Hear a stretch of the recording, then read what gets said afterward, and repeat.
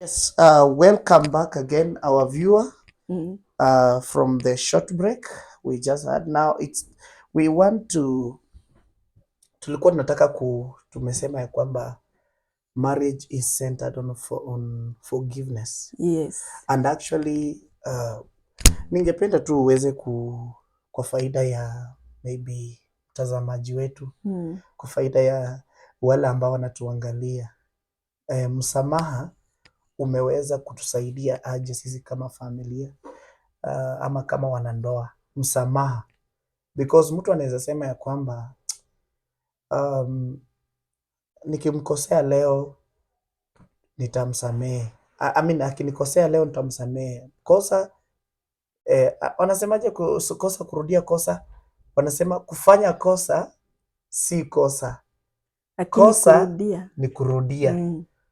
Sasa katika kauli kama hiyo, tuseme wanandoa wameweza kukosana.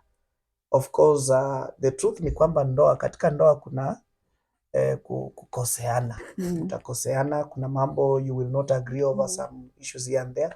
So wewe binafsi, hii kauli ya kufanya kosa si kosa, kurudia kosa ndio kosa, kwanza kabisa wewe uniambie, huyu Mkenya huyu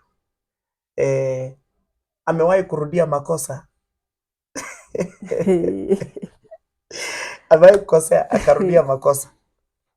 Makosa umewahi nikosea? Yes. Na ukikosea mtu mara ya kwanza unamsamehe.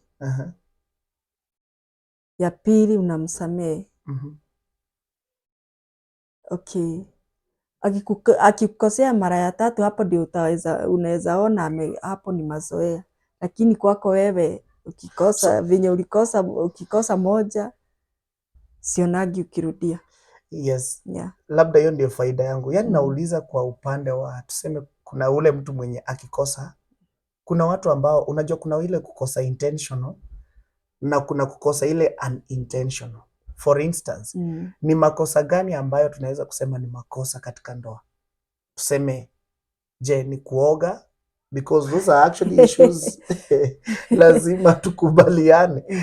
Kuna mambo ya usafi, kuoga. Of course, to both parties, I don't know whether it affects the ladies, but to men, kuna mambo kama kuoga. It looks like a very small thing, but it becomes a real issue kwa ndoa. Alafu kuna kosa kama vile tuseme mtu alikuwa na mpango wa kando. Of course, mpango wa kando si mpango wa Mungu. Ni ukweli. So ako na mpango wa kando. Na huo mpango wa kando, ukampata mara ya kwanza akasema nisamehe, ukamsamehea. Mara ya pili tena ukamsamehe. Je, mimi nataka kuuliza ya kwamba ni hadi wakati gani ambapo unaweza kusema kwamba kosa la kuoga ni kosa lipi na kosa la mpango wa kando, katika degree ya kuweza kulinganisha uzito wa kosa?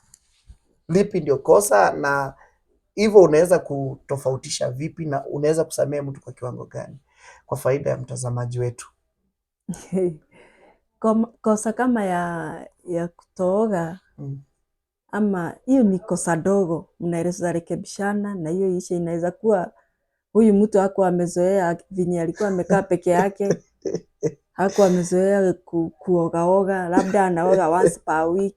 Lakini wakati wenye mmekuwa pamoja, unapomrekebisha hapa, anaona kweli hii njia naambiwa nifuate ni mzuri, na unarekebika, nakuwa sawa. Na hii ingine ya mpango wa kando, hii mambo ingine mpango ya kando na si mpango wa Mungu, hiyo nayo ni kuongea ukweli, inakuaga ya kuhati mtu sana. Lakini mimi naweza sema ni stage. Okay, hii mambo inafanyikaga wakati wenye mko young couple, wakati wenye mumeoana, hiyo bado hamjakaa sana, hiyo age dogo 1 to seme 2 years 3 hapo, labda mtu hajaachana na maex. From that time sasa unaona, yani kutoka hiyo wakati hiyo ya kuoana mpaka hiyo 3 years, unaona mnasubuana sana kwa sababu ya mipango. So mi naweza sema ni stage inaweza kuwa inakuaga hapo, but from there I think mtu akifika mahali aone hizi vitu nafanya hazifai kwa ndoa yangu, zinasababisha labda tukose kuelewana kwa nyumba. Ikifika mahali kama hapo, mtu anaachana tu, anaona hii vitu hata hazisaidii mtu na maisha inaendelea.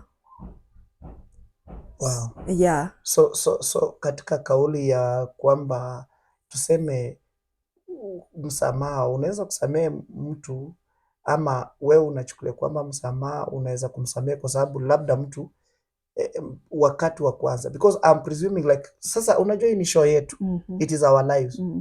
Na unajua sisi haya maisha tuliyaishi, tulikuwa katika hiyo stage by the way tulipoanza, na without really hiding or beating around the bush, kulikuwa na hitilafu zangu na labda zako ambazo labda ulikuwa nazo ambazo ama labda mimi nilikuwa nazo.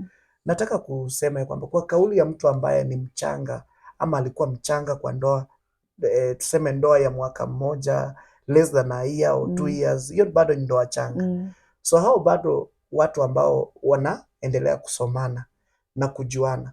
So huyu mtu mi naona ni kama ilikuwaje kwako rahisi kunielewa katika ile hali ya tukiwa wachanga ya kwamba bado hatujakoma. Unajua saa hizi unaweza kusema unaweza kufikiria, unaweza kumake judgment kwa kuangalia makosa mwenzako anakufanyia kwa sababu saa hizi hivi umekomaa, ama at least kuna some maturity ambayo umeobtain kwa sababu ya ule umri na miaka ambayo tumekaa sasa katika nyumba pamoja kwa ndoa. So kwa yule mtu ambaye ni mchanga anaanza ndoa leo, ushauri wako waweza kuaje kwake anapoona makosa ambayo huenda ni ya kurekebishwa, huenda mengine si ya kurekebishwa? Okay. Kwa hawa wako na ndoa changa, inaweza kuwa mnapitia vitu kama hizo. So kenye naweza sema, unaweza samehe mwenzako ijapokuwa inakuwa gumu, ingawa inakuwa gumu, but hata wengi wao hiyo ndio wakati unapata mtu amepanga virago zake, ametaka kwenda kwao, vitu kama hizo. Lakini kitu moja nimekuja kugundua, give him or her time ya kuchange. Juu inakuaga hiyo umri sana sana inakuwa na changamoto. So akienda from that time, sasa akienda akigrow, unaonaga anaenda akibadilika hiyo mienendo pole pole tu. So kenye naweza sema, give him or her time na umuombe. So hiyo ndio kitu naweza sema, unamuombea ukimwangalia hivyo tu pole pole, usichukue hatua ya kusema hii ndoa hata nimechoka nayo, wacha niende kwetu. Ukienda kwenu hakuna kusaidika, utasaidika. So kaa na mwenzako hapo, mrekebishane, uelewe mwenzako na life will change. Utakuja kuona amebadilika once, hata aone hizo vitu ni za ujinga tu anafanya. Yes, that would I agree with you. But kile nilikuwa najaribu ukitoe, kwa sababu kilifanyika kwetu, ilikuwa kwetu tulipoanza. Kwa faida ya mtazamaji, labda anaweza kuwa anajiuliza sasa, how do we handle challenges za maybe mtu ameanza kuwa muongo, unfaithfulness, ama kuna hitilafu, kuna tu makosa ambazo mimi naanza kuziona zikiwa makosa in my early stages katika ndoa. How can I handle this? Kitu ambacho labda wewe haujaweza kuwakumbusha ama tukusema, ni vizuri tuseme ya kwamba kila ndoa lazima iwe na role model. Role model ni mtu ambaye ni kama mtu mnayemwangalia na mnaona ndoa yake imesimama, ameachieve certain things in life. Huyu ni role model. Na role model ako kila mahali, hata kwa ndoa lazima mkuwe na couple ambaye mkiwaona mnasema ya kwamba jameni, maisha yetu tungependa tuishi kama kina fulani. Unapoangalia role model, isiyo kwamba unaangalia role model vile ambavyo mtu anaweza kusema. Naheshimu sana ndugu yangu Rashid Abdalla na Lulu Hassan. wa Citizen TV. It's a powerful couple, but they are a powerful couple. Very nice. Na unaweza kuangalia vile wanavyoishi, lakini they are good role models kwa TV, of which naamini ya kwamba iko hivyo hadi kwao nyumbani. Sasa jambo ambalo ningependa kusema kwamba unapomwona mtu akiwa role model, role model lazima awe mtu ambaye kando na kumuona unaweza ukamfikia, ukatap from that grace. Afanye what we call mentorship. Waona? Ya kwamba simuoni tu kwa TV, simuoni tu kule kanisani, sioni tu hao wapendwa vile wameoana, wako poa, wako church, these are couple goals. No. Tenga muda mkiwa wachanga, make friendship with them. Nenda kwa hawa watu, muwaulize how do we handle ABCD, ndio mfike hiki kiwango. So kila ambacho labda hukutaja ni kwamba sisi tulikuwa na a role model which was a couple, na mpaka leo hii bado tunawafuata. Role models sio age mates zako. Lazima wao watu ambao wamekomaa, wakubwa kumuliko. Yes. Wako na umri, wamepiga hatua fulani katika ndoa, kwa sababu kile mnatafuta, actually mnatafuta kufikia kile ambacho hauna. Kwa nini nimesema ya kwamba asiwe age mate wako? Kwa sababu mtu ambaye unajua, mbaye mumeoa naye pamoja, mumelelewa naye pamoja, you are still encountering and suffering at the same level, the same challenges that we are going through, the same challenges wanaenda through. So mtu kama huyu, hata mkikuwa na shida ya nyumbani, mkienda kumwambia awatatulia mawape ushauri, utapata kwamba hawezi kuwashauri. Ni kweli. Because at the same time yeye pia atamshauri aje, kwa sababu hata yanapitia vitu. Exactly. So a role model in marriage matters a lot. So kitu ya kwanza, for a successful marriage, if you're a young couple, ama your marriage is still growing, always have someone that you look up to. Mtu ambaye ukimwangalia leo unasema kwamba mimi natamani ndoa yangu iwe hivi. The reason why of course marriages nyingi leo watu wanaoana 2 years, in less than a year, 6 months, wamewachana, it's because kitu ya kwanza, they don't have role models. Hawana watu ambao ni mentors. Everything in life demands mentorship. Everything in life demands mentorship, and that means at every point and step in life you need to be mentored. Unaona? So if you don't, nenda nifungie pale, if you don't find someone ambaye anaweza akakumenta, even in business, usiwahi jaribu kutafuta mtu ambaye mnatoshana na yeye. Na hapa ndo watu wengi huenda wrong. So sisi kama familia, even as we are like this, bado hatujafuta role models. Tungali na wao, yes. Tunatembea na wao. Na in fact, these are people ambao you look up to them, you see the way they handle their conflicts. Wameshapita viwango fulani. They will teach on so many things on how to handle issues with conflict management, mambo ya kulea watoto, unajua. It's not just a matter of, I think it's also good for us to tell them that like kuoana is not actually kuingia kwa industry. It's not just a baby making industry. True. Unajua. It's not just a baby making industry. There is something more to that. There is something more to sex. Of course, tutakuwa na segment tutaongelea mambo about sex in marriage. We will talk about conflict management, marriage and in-laws, you know, mother-in-law, sisters-in-law, brothers-in-laws, cousins and all those. Hizo vitu tutaongelea, and sisi kama vile ambavyo tumeweza ku manage. But we are talking about this segment ya forgiveness. And then we also be talking about how unforgiving spirit huwa ina affect wanandoa. If you don't forgive your partner, doesn't matter amefanya kosa gani, as long as umeamua you uende kuforgive, there is nothing you can do kuweza kurecover from that heartbreak, because a heartbreak is just a heartbreak. Yes.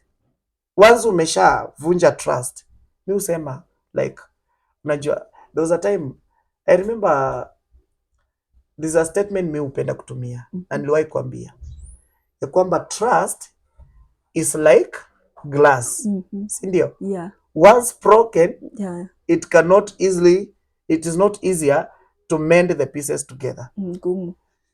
So kitu ambacho nataka kuambia kwamba always make sure in marriage win the trust of your partner. True. Let this partner know that as venye huko, yani hakuna pretense. You are the original person. Exactly. Anakuona pale kwa sitting room.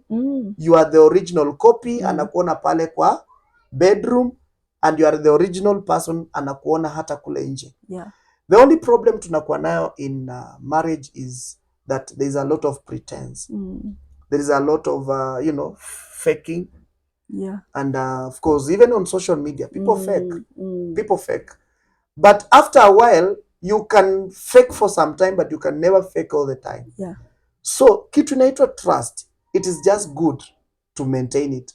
Very Kama kuna important. bond ambayo huwa ina maintain trust, ina maintain relationship and a marriage, ni issue ya trust. True. And so I think it's also necessary for you to is there something else you can add kulingana na trust, na vile ambavyo trust imeweza kujenga ndoa yetu? Okay. Kama venye nimesema hiyo early years in marriage, so ilifika mahali sasa wakati wenye nilinotice ni age matters, so nikakuwa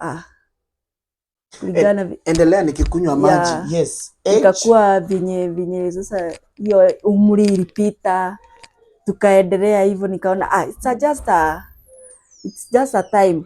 Unapea mtu time, anapopitia hiyo mambo yote unampea time basi, na unaona anafika mahali anabadilika. So trust ni kitu ya maana.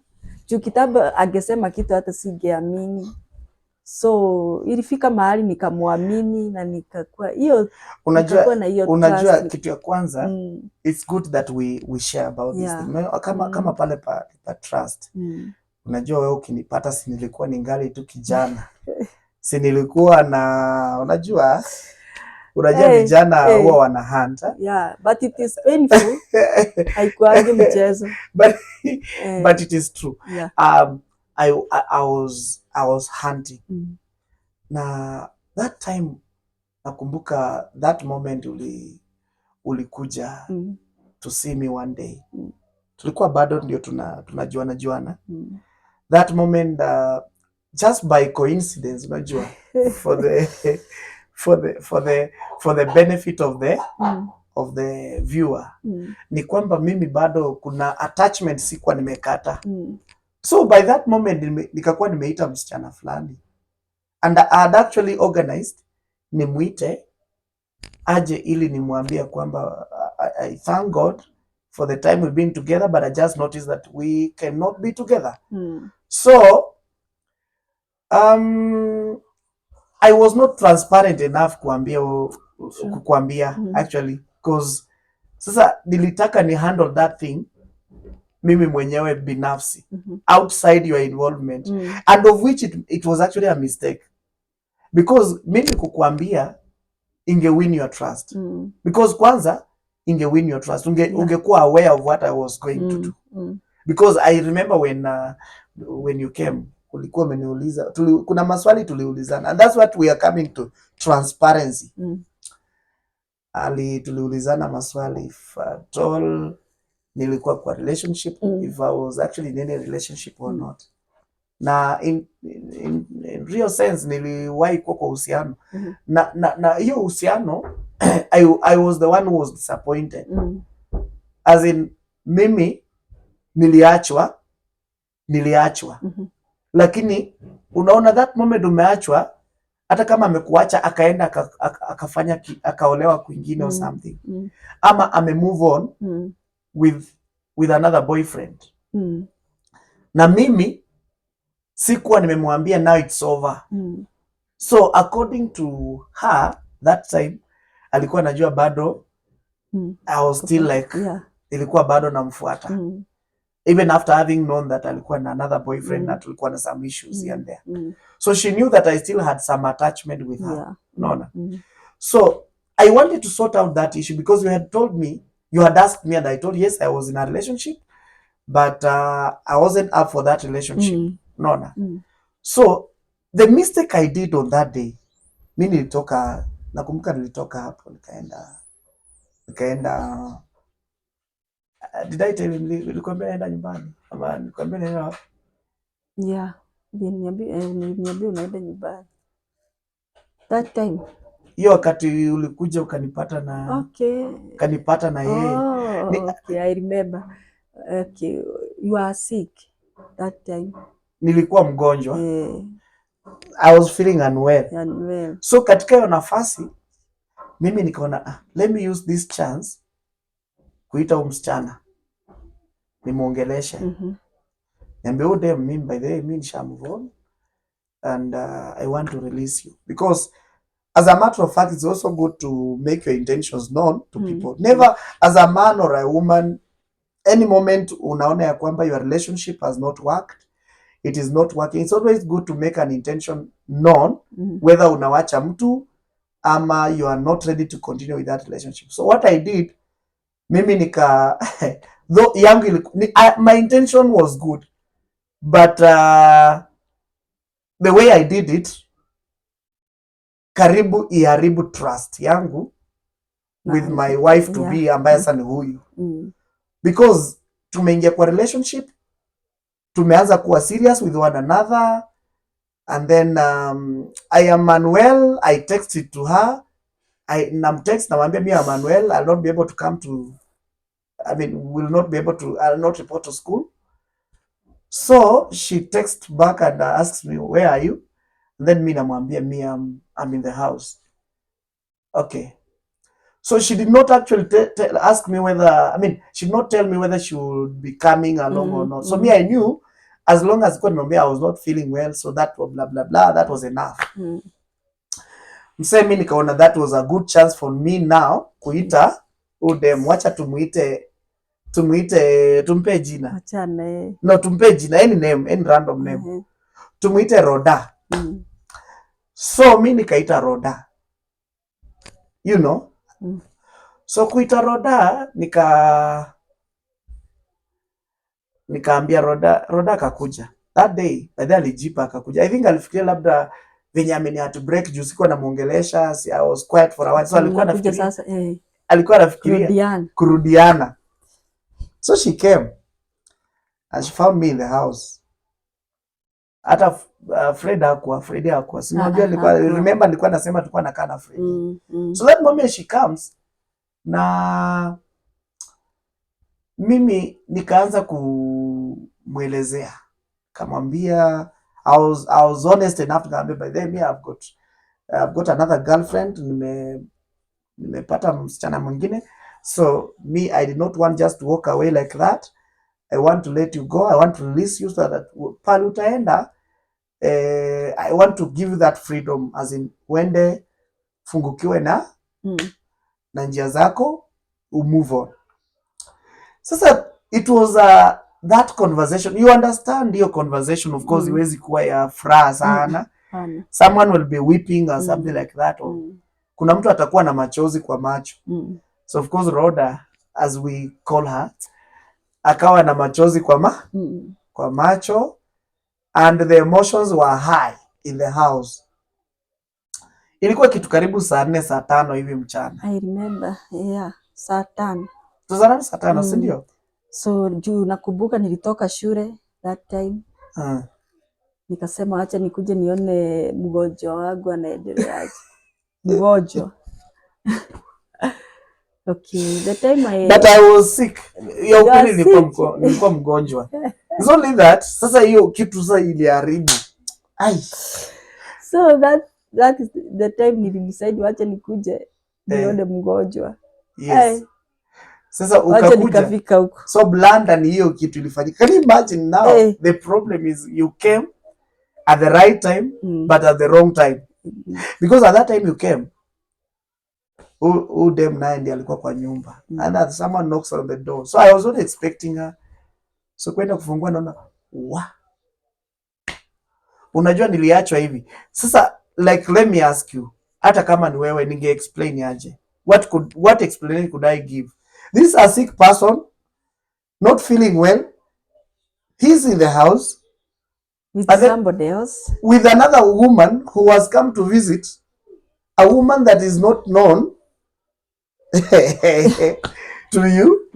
And then mgonjwa mwenyewe venye ni mgonjwa, unakuja unapata dem mwenyewe ni kama analia. But alikuwa anajua kuna mwalimu okay, that one mwalimu mahali huwa mnatembea, but hakuwa anajua kama tuko yeah. Of course that's another thing. Wacha kuanika relationship kama bado iko changa. I had my own reasons. Mimi nilikuwa nimeficha game. So I didn't want to expose her. I mean to expose you. But you remember me nilielewa tu. Siku react anything. Yani that was the moment niliona siku react anything. Kama kuna wakati nilikuwa nakaa hivi nasema, if you didn't leave me that time, then we were wired to be together. Because the circumstance yenye ulinipata ndani, and this one was crying, and I was sitting on the couch, I was like, now. Anyway, but to sort out kamaliza. Yeah, so there is a point I wanted to address, that unaona sasa kama mimi, hiyo issue ya trust.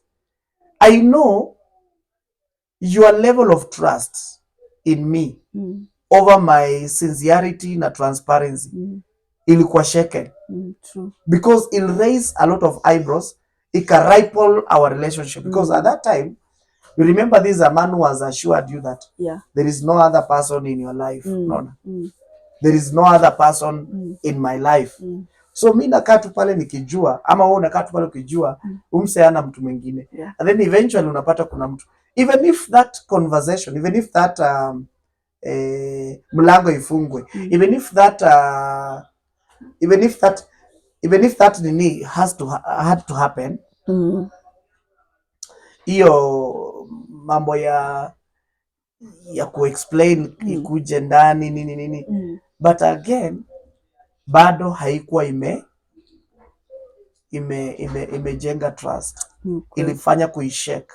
So for our viewer, I think I learned it from the onset of our relationship ya kwamba it is always important to win the trust of your spouse, because trust is the only pillar ambayo usimamisha pia ndoa.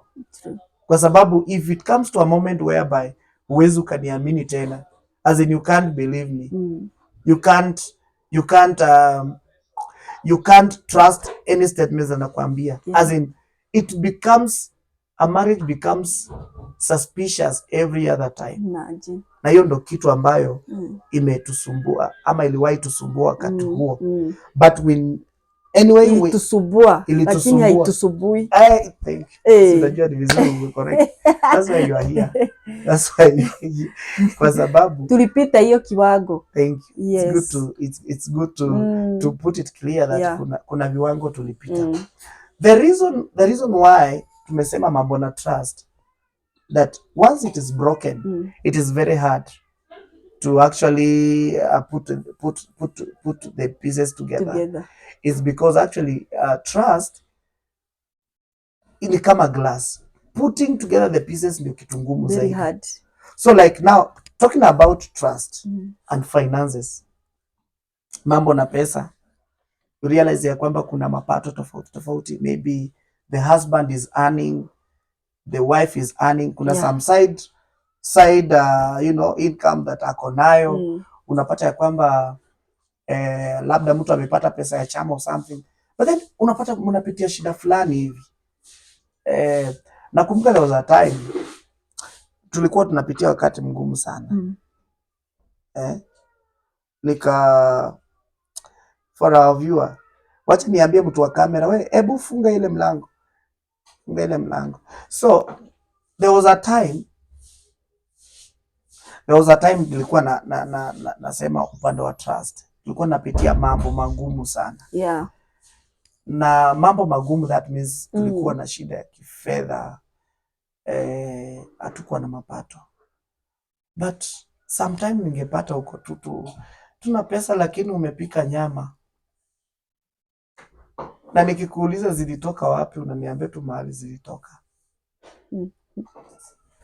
So kuna mtu aliniambia kwamba the husband huwezi ukajua kama ako na pesa ama hana pesa, na hiyo ndo vitu ambazo zinasumbua wanandoa wengi. Ebu kwa kamera, pasipo kufichua anything about my ATM and my M-Pesa pin. Do you know them? I know them. Unajua ATM yangu najua pin, najua M-Pesa pin. So saa hizi mimi nikakupatia simu yangu hivi, unajua pin ya M-Pesa. Nafungua na ninatoa pesa. So even the pattern. So unaona hii ni simu yako. Mimi ilikuwa una lock screen. Ilikuwa una lock screen. Nimeifungua. And the same way, are you also able to open my phone? Yeah. So you can access all through my folders in the phone. So openness, that is it. So what I'm asking is, what can you tell these people ambao wameoana, they are still building up their marriage, but then kuna issue na kila mtu azin mshahara wake ni wake, mshahara wa mzee ni wa mzee, na mzee hata pays vipi hizi akaonyesha mama. What can you tell them? Kinye naweza sema ni openness is kitu ya maana sana. Kwanza sana sana wa mama, nyinyi wa dada mmekuwa watu wa kusema pesa, ukipata pesa ni yako, lakini ya mzee ni yenu nyinyi wote. No. Yes. Ukiwa na kazi, mume wako ako na kazi, wekelea pesa hapo, mpage mipango yenu.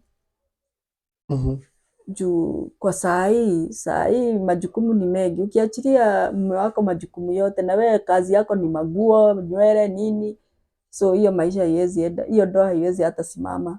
So unaweza sema openness ni kitu ya maana. Onyesha mume wako pin. Mkue watu wako open everything. Juu kitu happen. You never know about tomorrow. So kenye naweza sema ni kitu mzuri kuwa open. That is so true. Yeah. Openness is key. Na talking about that, even as we will come to another segment, because the issues are so many. And please, even as you watch this channel, please kindly subscribe, share, like, comment. Let us know even some of your questions, so that even when we come to the next show, we can be able to tackle those questions as they come. Because there is no perfect home, there is no perfect marriage. Even as you are seeing us here, in our 13-year marriage, bado tumekuwa na changamoto hapa na pale. That means we have had our own issues here and there, our own problems. How have we been able to handle them? Now, besides that, now that kuna another segment, now that I am a pastor, I am a pastor, we shall come to that segment. How have we been able to handle? Yeah. Na kuna kitu nilisahau, wanaume nao wacha kuficha ya ATM. Hiyo pesa sijui unaekea nani? Hiyo pesa ni ya familia yako, ni ya bibi yako, ni ya watoto wako. Mtu anahesabia unahesabia kwa guo, my friend. Hiyo pesa unaekea nani? In fact, kitu ya kwanza ni mke wako. Kwanza hiyo tabia mbaya. Mwanaume wewe umeoa msichana wa mtu, amekuzalia watoto. Yeye ndo amekuzalia watoto. Unajua, wewe unakuja unapata huyu msichana wa watu amekuzalia watoto. Imagine. Huyu msichana unampimia tu pesa, tule unampatia, una make sure kwamba hiyo ni ya lunch na ya supper, of which hiyo pesa tu hata haiwezi nunua lunch unless ajifinyirie anunue supper. Hiyo ni kuumiza mtoto wenyewe. That is hapo wrong. Hakuna utu. That is wrong. Yes. That is wrong. Mama amesema. That is very wrong. It is one of the craziest things that you can ever do to your beloved wife. You don't do that to someone that you love. And even as we round up our show, there is someone ambaye anauliza ya kwamba now transparency. Niko na mtu ambaye anasoma texts kwa choo, ama anaenda na simu kwa choo, kwa bafu, ama ameweka mtu kwa simu, amemsave mzee wa makaa. Imagine. Lakini mzee wa makaa ni mwanadada. Wewe unaweza kusemaje kuhusu uhusiano wa mtu ambaye kuna ukangaru, kuna uskwiro, kuna usungura ndani ya mahusiano? Mtu anataka kujenga ndoa, lakini kwa simu yake ni vituko, ni vituko. Wengine wameweka ndani pono. For heaven's sake, uko na bibi unaochingi pono, surely ya nini? Ya nini? By the way, characteristics, ukitaka kujua mtu, one of the characteristics of someone who is a philanderer, mtu ambaye ni kucheza offside. Kitu kwanza, angalia vitu zingine. Kitu ya kwanza, hata wacha tu, hata kabla hujafika huko uta notice kuna katabia fulani. Labda alikuwa amezoea kuacha simu hapo. Siku hizi anatembea na bumper to bumper. Akiwekelea hapa iko kwa mfuko. Choo iko kwa mfuko. Yaani hataki kuweka hiyo simu chini. Then communication. Unasema change of character. Yeah. Pattern inabadilishwa every day. Then communication. Utarun somebody. Utamsoma. Haiko free. Akiwa mbele yako. Hata simu ikilia kuna vile ameichunga kama miadarati. Communication, hata venye mnaongea hapo kwa nyumba utajua tu huyu mtu si straightforward. In fact, hiyo mambo tutaongelea in our next show. In our next show lazima tutaongelelea hizi vitu. How do you know that mtu anakucheat? It is very important. There are red flags cheating in marriage or cheating in a relationship. And let me tell you something that I don't want to forget before we round up our show. That marriage, maandiko imesema ya kwamba therefore keep the marriage bed holy. Na ndoa iwe takatifu. Ndoa ambayo imechafuka, it does not attract blessings. True. It only attracts shame and poverty and suffering. Show me people who are suffering. People who are in this untold misery. Hizo nuksi za kupoteza vitu. Yani there are problems left, right and center. Just because people have decided not to do things together in transparency and in sincerity. Because the Bible says that a house that is divided by it against itself shall never stand. Nyumba ambayo imegawanyika haiwezi simama. So if in any case we are here, but we are divided in our thoughts, our thinking is not the same, our love is fake, because God sees through the hearts of men. If all that we are doing is fake, even whatever that we are doing shall not stand. So in our next show, hata Mungu hawezi kuwa hapo. We will talk about this. Mungu hawezi kuwa hapo, of course. Lazima Mungu left. Vitu kama hizo Mungu ana left. So in our next show, we shall be talking about the married man and woman's home with their finances, how to handle your finances, how to handle, your children, how to bring up your children in a society that is so much rotten. How do you be able to bring up your children in a world that is so messy and crowded with all manner of evil like this? How do you be able to deal with your in-laws and your mother-in-law, your brothers-in-law, your sisters-in-laws, all those people, your cousins? How do you handle them? And then how do you handle the other relatives? All these things we're going to discuss them. But remember, as we go, as we log out of this show today, please let us know where you've been watching us from, and let us also be able to receive your reactions, your comments, your likes. But again, it is important for you to click that subscription bell. Kindly subscribe. Help us to grow. We would want this channel to reach to so many people as possible. And we want to hit to 100,000 subscribers this month alone. Tunataka tufike watu 1,100. When you help us reach that number, najua ya kwamba we are going to get somewhere. Hii ujumbe haitakuwa tu ni yako, itakuwa hata ya watu wengine ambao wanakusikiza. Until our next time show, I've been your host, Pastor Timothy Mkenya. Kenya, bye. Yes, bye. Have a lovely afternoon. We love you. Bye. So I think yes, just been a lovely show, right? Yes. Amen. God bless you all.